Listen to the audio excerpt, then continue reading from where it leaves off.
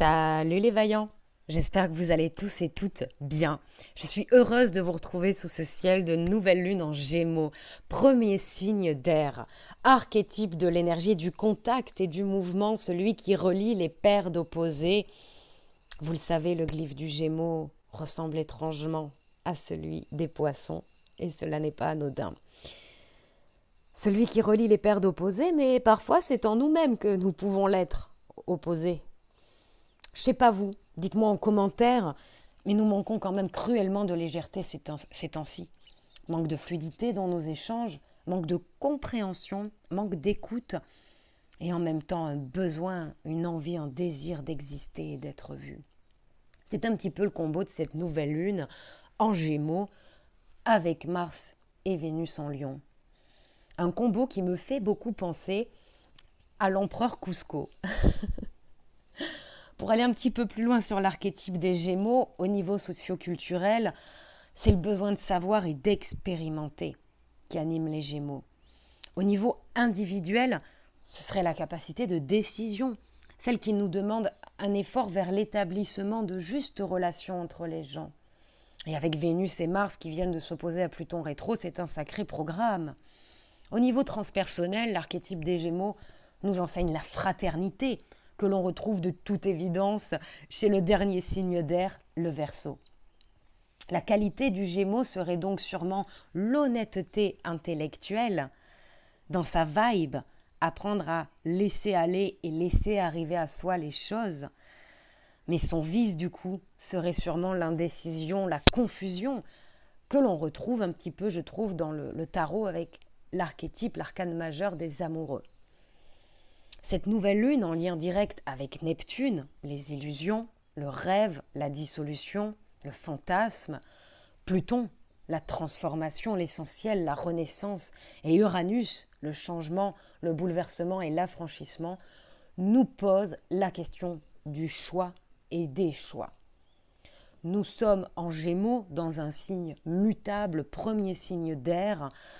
Une nouvelle lune est toujours une invitation à prendre un temps d'observation intérieure afin de ressentir ici entre l'air et l'eau et le feu du lion ce qui est nécessaire de changer pour toujours plus de fluidité et de légèreté. Deux concepts qui me paraissent être de plus en plus désuets, voire inaccessibles à l'heure actuelle dans nos sociétés. La légèreté et la fluidité, que personne ne pourrisse notre groove. Être en soi, dans sa vibe, et s'exprimer sans se brimer ni monopoliser la piste de danse. Cette nouvelle lune en carré à Neptune nous invite à mettre en sommeil nos rêves un instant et ressentir en soi la folie furieuse d'en réaliser quelques-uns. Cet aspect entre Mercure et Saturne, rationalité de la pensée, une pensée qui soutient la concrétisation de nos rêves, la responsabilité de les rendre concrets, de les faire naître, de les voir se manifester.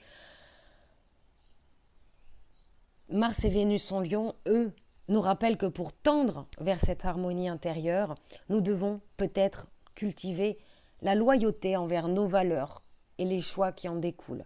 Assumer ses désirs et ses envies pour enfin peut-être se sentir en vie. Facile mais cocasse en ces temps où l'humanité redécouvre son inhumanité. On revoit les bases, hein. Vous n'avez pas les bases. On est quand même un peu en train de revoir les bases, je trouve, avec cette nouvelle lune en Gémeaux. Le Gémeaux est vibration. Premier signe d'air, l'air c'est la communication, c'est la vibration, vous le savez qu'on est dans l'espace, si on parle, il n'y a pas d'air, on ne s'entend pas.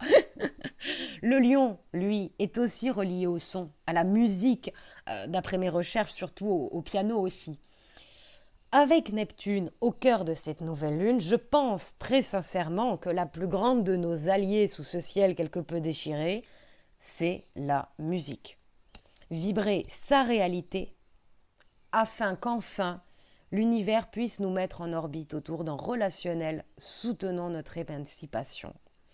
Faut dire qu'avec le Gémeaux, le Lion, cette nouvelle lune en carré à Neptune, le caca nerveux pourrait ne pas être loin. Il y a de quoi être fatigué, en avoir marre, se prendre nos illusions et nos chimères en plein dans la gueule, ça n'a rien d'agréable, surtout qu'on ressent quand même une dissociation entre nos aspirations intérieures et à quoi ressemble la réalité, nos quotidiens, etc. Donc bon, c'est un peu borderline au niveau mental et nervosité, hein, qu'on soit bien sûr d'accord. Mais Pluton n'est pas loin, il est re-rentré en Capricorne après s'être opposé au couple Vénus-Mars en Lion. Tu le sais, Vénus débutera bientôt sa rétrograde dans le signe du Lion, en lien direct du coup avec Uranus et Jupiter en Taureau. Elle sera en carré pendant tout son transit, en moonwalk, elle va revenir. Bref, Vénus en Lion alors que c'est en carré à Jupiter et à Uranus en Taureau, c'est assez cocasse. Hein. Ils sont chez Vénus quand même, les gars, et elle est chez le Soleil, quoi. Donc, notre vie relationnelle n'a pas fini de nous surprendre, de nous bousculer pour toujours plus d'authenticité. Hein. C'est un peu un tri forcé, c'est un tri rythmé, c'est un tri orchestré, j'ai envie de dire. C'est pas une tabula rasa classique comme on pourrait avoir avec un Pluton tout seul. Là, bon, voilà, il y a cette chose-là qui me vient.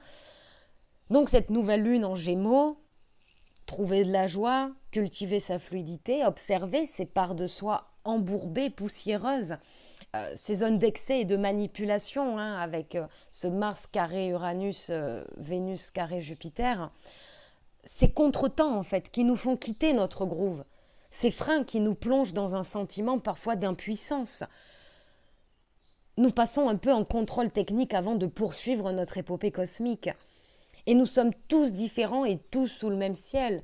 Donc j'essaye de vous parler toujours en général, en collectif, mais j'imagine que certains peuvent vivre très très mal cette dissociation intérieure qui nécessite une réinvention de soi-même, se mettre sur une autre vibration, reconnecter avec notre vibration pour éviter justement ce sentiment d'impuissance. Bon, quand on a un sentiment d'impuissance sous des augures de Mars-Vénus opposé Pluton, c'est pas drôle du tout. C'est limite dangereux. Voilà, donc limite non-assistance à personne en danger quand on sait ça, quoi. Donc les gars, courage, les vaillants, les vaillantes, courage, prenez-vous en main et bouffez de la zik. Voilà. Et sinon, vous savez, hein, continuez votre taf, allez voir des pros, des professionnels qui peuvent vous aider, etc. Vous aurez toujours la porte ouverte chez moi pour l'astro, mais ça ne fait pas tout. Hein. L'astrologue est un aiguilleur du ciel, ne l'oublions pas. Donc nous passons un contrôle technique avant de poursuivre notre épopée cosmique, harmoniser son intérieur au diapason de nos aspirations, rien à voir avec le fait de se laisser bercer par nos rêves en regardant par la fenêtre. Sentez bien la différence. Sous ce ciel de nouvelle lune en Gémeaux, l'univers nous demande d'observer ce que l'on veut vraiment, ce qui nous fait plaisir. Et sans caca nerveux à la Cusco qui veut une piscine et déboîter le village de tout le monde pour son petit caca nerveux, se donner les moyens concrets de réaliser ses rêves, ses aspirations, ses envies.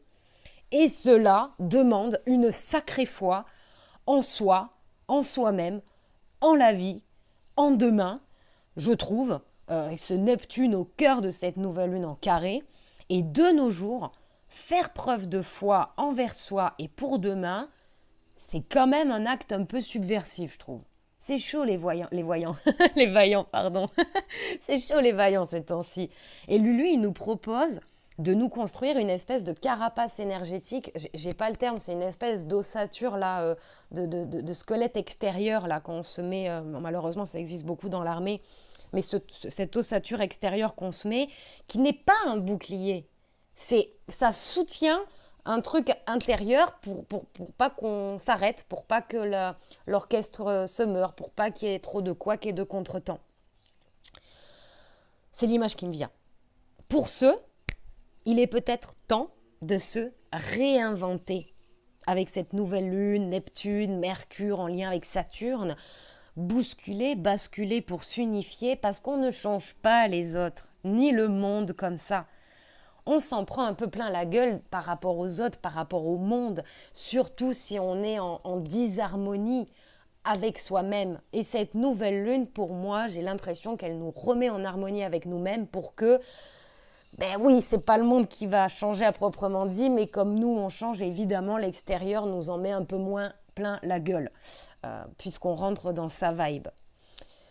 La dernière pleine lune en Sagittaire, je l'avais appelée Réponse se fait la malle, nous a amené à quitter notre tour doré, partir à l'aventure, le cœur léger. Aujourd'hui, Réponse met la musique à fond afin de re-rentrer en résonance avec elle. Vibrer, illuminer, plus besoin de prouver ni de briller. Ne plus perdre ce lien avec notre musique intérieure. Réponse fait une battle de danse avec Cusco et qu'est-ce qu'ils sont beaux tous les deux. Pour ceux, la présence de Pluton invite à une certaine épuration relationnelle. Le signe des Gémeaux est mental, il est mercurien.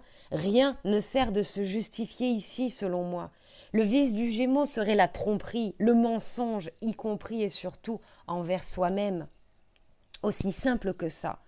Être soi, dans son rythme, dans sa musique, cultiver son harmonie intérieure et les autres suivront, sans contretemps. S'il pose des questions, si nous devons ou nous nous sentons obligés d'argumenter, alors c'est peut-être un signal nous indiquant où il nous faut abdiquer, couper, tout simplement, afin que ce faux relationnel, entre guillemets, ne soit pas un reflet biaisé de notre soi qui s'émancipe et s'apprête à prendre sa place demain, lorsque le soleil se lèvera en Cancer.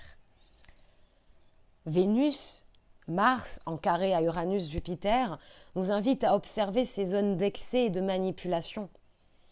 L'observation invite ici à une mise au point, un contrôle technique. Est-ce que nous assumons nos désirs? Sommes-nous loyaux envers nos choix? Cette nouvelle lune nous invite à développer une fierté saine et sereine. Pluton est toujours rétrograde et il est re-rentré en Capricorne. Tu le sais, la prochaine fois qu'il sera en Capricorne, ce sera dans 248 ans, autrement dit dans une autre vie pour nous.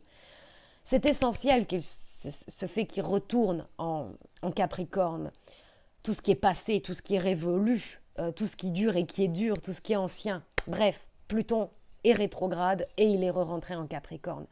Saturne, en Poisson cette année, est également rentré dans sa rétrograde. Les deux maléfiques de notre système solaire s'inclinent devant la légèreté et la nécessité pour l'humanité de recouvrer sa spontanéité. Retrouver les énergies Gémeaux aujourd'hui, c'est chaud.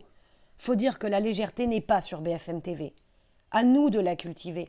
À nous de nous réinventer pour que l'humanité puisse redonner le mic à son enfant intérieur. Du Gémeaux au Lion, des poumons au cœur, l'univers nous invite à retrouver notre groove, notre vibe, se réinventer si besoin pour co-créer le Lion, main dans la main, le Gémeaux, avec l'univers. Et oser cette épopée, aussi baba cool et sympa, légère et de comptoir, soit-elle ou paraisse-t-elle aux yeux de certains, aujourd'hui je trouve que c'est un sacré taf intérieur. Je vous souhaite une merveilleuse nouvelle lune, les vaillants. Belle révélation lunaire à vous. Bis cosmique sur vos tronches. Et à tout bientôt là-haut.